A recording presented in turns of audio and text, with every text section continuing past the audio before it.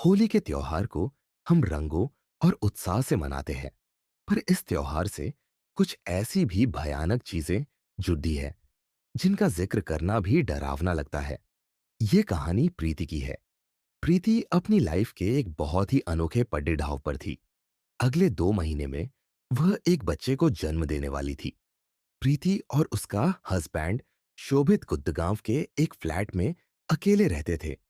काम में बिजी रहने की वजह से शोभित प्रीति का पूरी तरह से ख्याल नहीं रख पाता था और इसलिए प्रीति ने अपनी प्रेगनेंसी के आखिरी महीने अपनी मां के साथ रहने का डिसाइड किया। होली से करीबन एक दिन पहले प्रीति अपने घर कैब से पहुंची। लोकेशन में कुछ प्रॉब्लम होने की वजह से प्रीति को घर के सामने वाली रोड पर उतरना पड़ा। प्रीति के घर के सामने वाली रोड पर एक चौराहा था। उस चौराहे को पार करते हुए प्रीति का पैर जमीन पर आटे के बनेदी पर जा लगा और वह उसके पैर से चिपक गया। प्रीति ने उस पर ज्यादा ध्यान नहीं दिया और घर चली गई। पर घर के दरवाजे पर पहुंचते ही प्रीति ने जैसे ही घर की दहलीज पर अपना पैर रखा, उसके पूरे शरीर में एक करंट दौड़ा। उसे एक जोर का झटका लगा और वह पीछे हो गई। जब तक प्रीति कुछ समझ पाती, उसकी मां घर के गेट पर उसे लेने आ गई।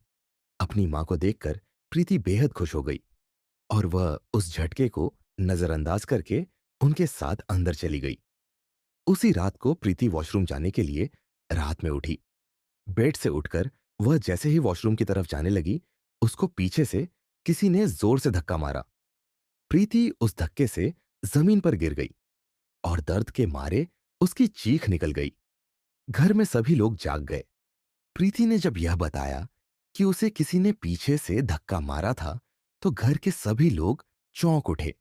तभी प्रीति के पापा ने उसकी बात को टालते हुए कहा कि शायद अंधेरे में प्रीति जमीन पर पडीडी किसी चीज से टकरा गई होगी। सबने इस बात को मान लिया और सब लोग सोने चले गए। अगली सुबह होली का त्योहार था। हर जगह रंग और उत्साह था। घर के सभी लोग एक दूसरे को रंग लगा रहे थे। जब प्रीति के बचपन के दोस्तों को पता लगा कि प्रीति अपने पुराने घर में वापस आई हुई है, तो वह भी उसके साथ होली खेलने के लिए वहां आ गए। घर के बाहर प्रीति के 4 दोस्त आ गए, लेकिन उन चारों में से प्रीति सिर्फ 3 को ही जानती थी। एक आदमी उसके लिए बिल्कुल अनजान था, पर प्रीति को लगा कि शायद वो उसके किसी दोस्त के साथ आया होगा। उन सब ने एक दूसरे को रंग लगाना शुरू कर दिया।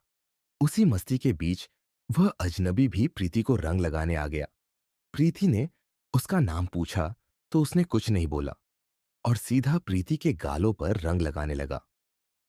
प्रीति को एकदम से महसूस हुआ कि वह आदमी अपने हाथों से सिर्फ रंग नहीं लगा रहा, बल्कि वो प्रीति के मुंह को मसलने की कोशिश कर रहा है।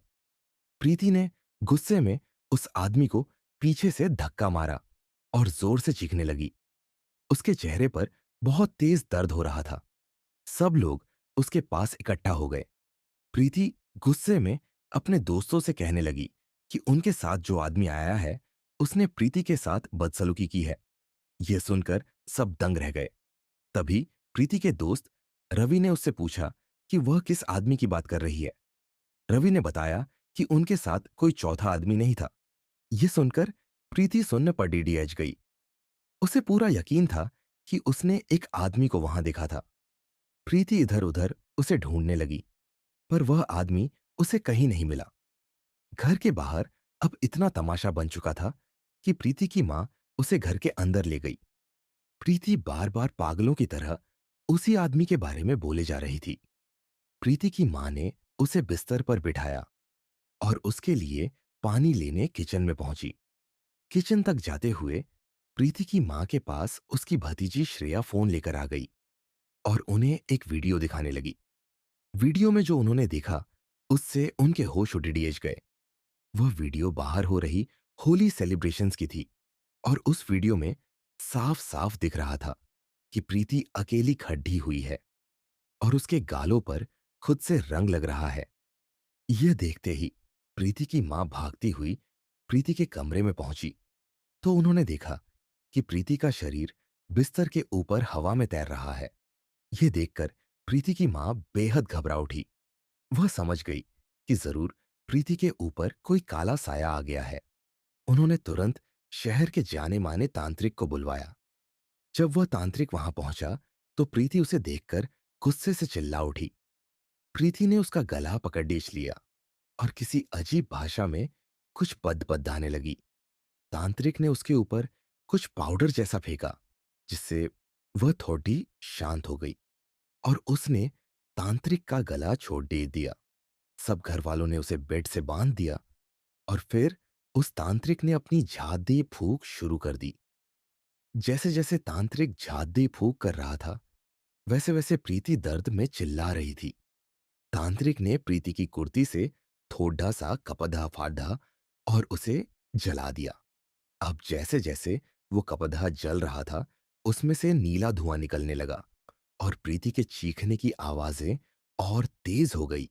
जैसे ही वह कपड़ा पूरा जलकर राख हुआ, प्रीति की चीखें भी बंद हो गई और वह बेहोश सी पड्डी डियच गई। जब प्रीति होश में आई तो तांत्रिक ने बताया कि प्रीति पर किसी ने काला जादू किया था।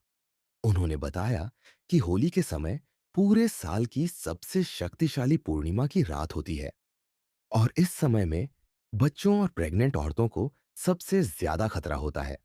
ज्यादातर लोग चौराहे पर काला जादू करके सामान रख देते हैं, ताकि जब भी किसी का पैर उस सामान पर पड़ी डीढ़े, काली आत्माएं उन पर चिरच जाएं और उन्हीं काली आत्माओं के जरिए वह अपने अधूरे काम करवा पाए। प्रीति और उसके बच्चे की तो जान बच गई, पर प्रीति के दिमाग से यह खौफनाक किस्सा शायद ही कभी मिट पाए। इसलिए दोस्तों, त्योहारों के समय चलते वक्त पैर कहां पर डीडीएच रहा है, इसका ध्यान जरूर रखना। इंडिया में होली एक खुशियों का त्योहार है,